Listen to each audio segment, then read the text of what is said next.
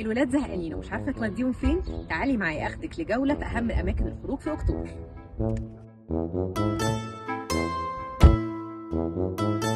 أول مكان هو فانتوبيا، وده موجود في مزار مول في الشيخ زايد. المكان هناك فيه لعب متنوعة وكمان بولينج، وفي منطقة مخصصة للأطفال تحت 6 سنوات فيها ألعاب هادية ومتناسبة مع سنهم.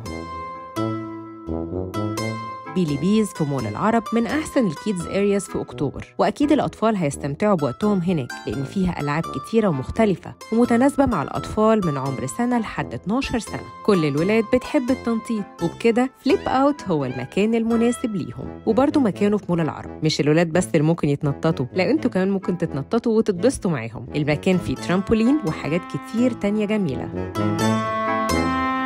آخر مكان هو ماجيك بلانت في مول مصر، وده هتلاقوه جواه ألعاب كتيرة جدا مناسبة للأطفال وكمان الكبار، يعني الكل هيبقى مبسوط. وفي مول مصر برضو في سكي ايجيبت، تجربة حلوة جدا جدا، وعادة الناس بتروحها في مجموعة، يعني لو قرايب أو صحاب تروحوا وتتبسطوا مع بعض.